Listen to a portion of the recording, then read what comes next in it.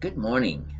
Today is Sunday, August 23rd, 2020, and I welcome you once again to this session that we call devotionals from Scripture, from the Bible, from God's holy word.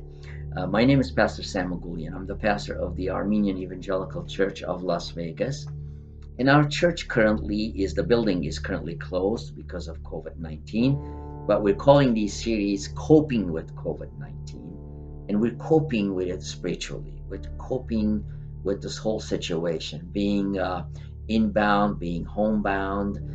We're trying to move forward and learn from God's word. And the best thing that you can do if you're trying to cope with this the loneliness of being at home and being kind of in a lockdown, if that's pulling you down, I recommend that you follow with us, and whenever you can, you follow God's word in wherever there's teaching, because these days there's a lot of teaching online that you can benefit from. I'm not going to name any because there's a lot, but this is what we're trying to do as a church. Every Sunday morning, starting at 8 o'clock, you can go online and go on YouTube and look us up. It's Pastor Sam Agulian channel when you go on YouTube, and you're going to see a series of teachings. And today we're just going to continue on the Sunday morning our teaching.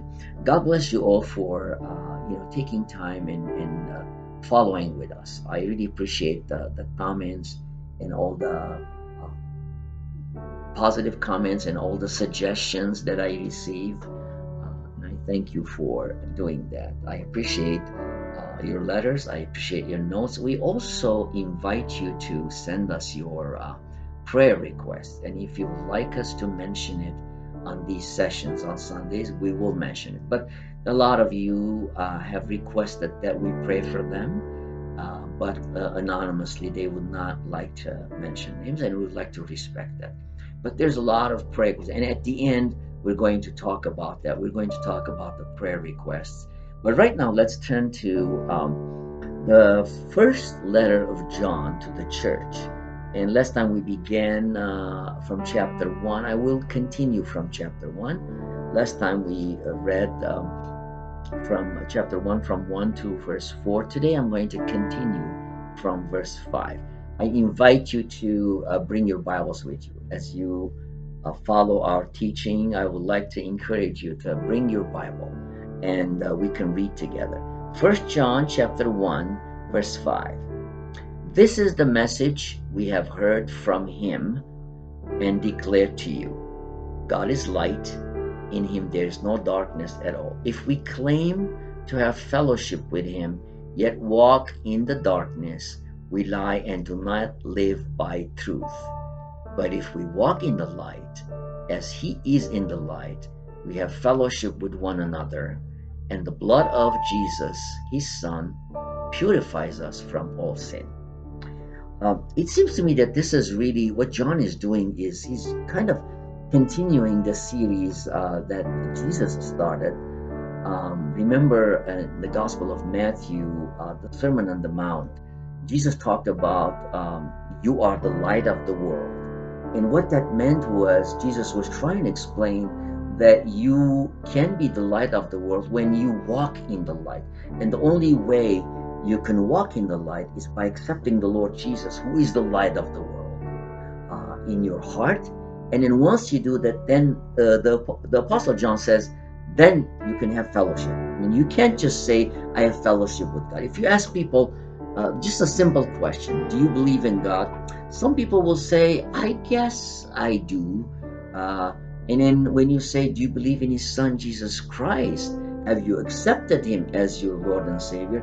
You might say, no, I'm not really sure, and I don't understand. It's very simple, folks. What the Apostle John is saying is, look, you have a choice. You can have fellowship with God. God is light. He is not darkness. He is not in darkness. He is light. And because he is light, he wants us to be in the light. And the only way we can be in the light is by accepting Jesus Christ as our Lord and Savior, because it says the blood of Jesus Christ purifies us from all sin. So it's a decision that we have to make. You either walk in the light, you either have fellowship with God, you either make that decision in your life and say, God, I believe in you, and I believe in what you have done. I believe in your Son, Jesus Christ, and I know that his blood and only his blood can purify me from my sins.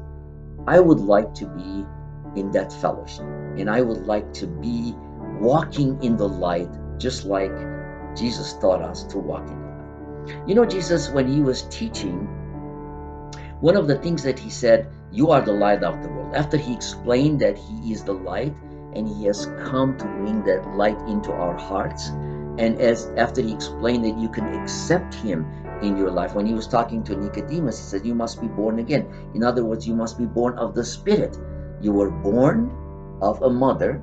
That's your water birth, but you are also, I'm inviting you to be born again, and that's a spiritual birth.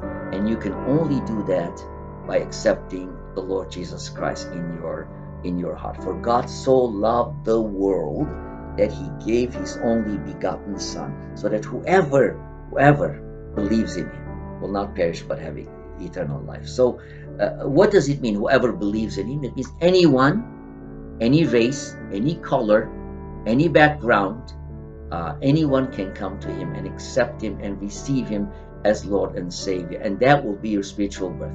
And when you receive the Lord Jesus Christ in your heart, then the Holy Spirit will come and dwell in you. And when the Holy Spirit comes and dwells in you, now you have received the light, and now you are walking in the light. This is very important that we understand. It's a choice that we can make. We either have fellowship with God and walk in the light and receive the light in our hearts and say, Lord Jesus, you are the light of the world. Come into my heart, and I want to reflect that light into the world. But I can't do that without you, Lord Jesus. Please come into my life. Later on, when we close in prayer, I invite you, and we will invite every Sunday, we will invite you to come and make that decision if you haven't made that decision. But if you have, rejoice in the Lord, because now you are in the light. God is light. You are in the light. You walk with him, and Jesus is in your heart. Now you are walking in the light, and you are a true believer, not just a nominal believer. Means someone who just claims that, just like the Apostle John says, if you claim that you walk in the light, if you claim but you don't have that fellowship, and you have not received the Lord Jesus Christ, because he ends it by saying, but in the blood of Jesus, the Son, God's Son, his Son, purifies us from all sin. In other words, it's kind of the conclusion of what he was saying earlier. God is light. If you want to walk and have fellowship with God, then you have to have fellowship with his Son, Jesus Christ, and receive him. And when you receive him, that's when you can have fellowship. That's when you can say, yes, I have fellowship. So when people ask you, do you have fellowship with God? Do you believe in God? Then your answer should be, yes, I believe in God, and I believe in his Son, Jesus Christ, and I have fellowship with him. And my fellowship is complete. It's not just halfway. I understand what it means to have fellowship with God. I understand what it means to walk in the light. I don't want to be in darkness, but I want in the light. So it's very simple. You're either walking with God and you have received the light, or you are in darkness. Do you want to receive the light? Do you want Jesus Christ to come into your life, and do you want to walk a truthful life? Then this is your chance to accept it. Jesus said, you are the light of the world, after he explained. But he also said you are the salt of the world. And I think salt and light go together, because we need to understand the idea of salt is refrigeration. In the first century, salt was used for refrigeration, for preservation. So if you want to preserve your food, like the meat, they used to marinate it with salt, and that was to preserve the meat, because they didn't have refrigeration. So what Jesus is trying to say is, look, we are the salt. You need to be the salt of the world. That means you need to preserve your faith. And that's a quiet gesture. You preserve your faith, and that's between you and your God. But when you are the light of the world, you're not quiet anymore. That's not a quiet thing. That's strong. Light is strong. When you turn on the light, when you turn on the switch, for example, in your room, when it's dark at night, then all of a sudden the light just shines and you can see everything. By being the salt means we need to preserve our faith in Jesus Christ. We can't just say, today I'm going to preserve my faith, but tomorrow I can't. Next week I'm busy. I'm going to sin. No, you either walk in the light and you preserve your faith, or you don't. And then you become the light of the world. Then you reach out to people and tell them about God. You're not quiet anymore. You shine your light in the world. I remember when I was a little kid, that wonderful song in Sunday school. This little lamp of mine, I'm gonna let it shine. This little lamp of mine, I'm gonna let it shine, let it shine, let it shine, let it shine. You can sing it with me, and you can sing it. So, in summary, once again, what the Apostle John is saying, look, God is light, and He has sent His Son Jesus Christ, the light of the world, to illuminate us, our darkness. And once He becomes into our life, then we, in return, reflect that light, and we become the light of the world. We are the salt because we're preserving our faith in Jesus. We're keeping our faith, making sure that it is preserved. And then we are the light because we are reflecting the light who is Jesus Christ, who is in us. And people, when they talk to us, when they see us, they watch us, and then will see, wow, what a person, what a beautiful brother and sister who, this person has the light of Christ in him. This person has been reflecting their light.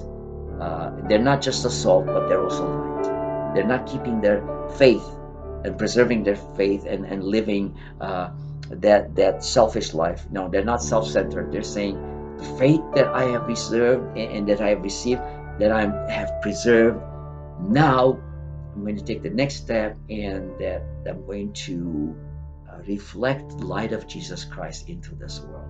I'm going to shine, and I'm going to let my little lamp shine and let people see. That's why Jesus said, let your light shine in this world so people may see your light and may glorify God. What is the purpose of life? As a Christian, our purpose is to receive that light, absorb it with Jesus Christ, and then reflect it into the world. And that's what we need to do. That is our spiritual purpose in life.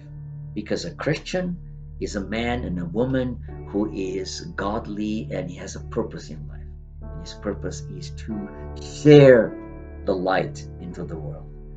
You are the light of the world. Go and shine. Let us pray. Father, we thank you for your word. We thank you for the fact that you are light. Just the Apostle John says, God is light. You are light. And you send your Son Jesus Christ, who became the light of the world, who came into our lives and invited us to come and accept him as Lord and Savior. Lord, I pray for those who still have not received the light, that they might receive Jesus in their hearts today as we pray together. And for those of us, Lord, who already know you, we pray that you would continue to help us to shine our light and reflect it into the world where there's so much darkness, where the devil is trying to bring people into his side, where the devil is trying to snatch people, just like a roaring lion, scaring people that Christianity and faith is difficult, but following the world and the darkness of the world is something that's fun. We pray for those who still don't understand, Lord, that they might turn to you. We also pray for those who have requested that we pray for them because they're either going through some physical ailment or some illness or sickness, and they have asked that we pray for them. Lord, you have called us to pray for our brothers and sisters. You have called the elders to go and visit and lay hands and anoint the sick with oil. So Lord, we anoint them. We anoint all those who are seeking that physical, who need physical help. The people who are going into surgery, the people who are going to hospitals, and the people who are having all kinds of physical difficulties. Lord, we believe in the supernatural power of Jesus Christ. We pray that you would heal them right now. And Lord, we continue to pray for Lebanon and world peace. And we pray that, Lord, you would continue to be with the people of Lebanon and those who are suffering in this world. And be with us so that this week, once again, we might shine the light of Jesus Christ and have fellowship with God and His Son, Jesus. And we pray this in the name of our Father, Son, and Holy Spirit. Amen. Well, folks, we'll see you next Sunday. God bless you. Be safe. Have a safe week. And make sure that you read the Bible, God's holy word. And we will see you next Sunday, God willing, as we continue from the letters of John, the Apostle John, to the church. God bless you. Be safe. Have a good week. And write to us. Call us if you have any questions and you have any concerns. And if you have any prayer needs, please let us know. And if you would like us to mention you, we will. Otherwise, we will continue to pray. God bless you, and we'll see you next Sunday.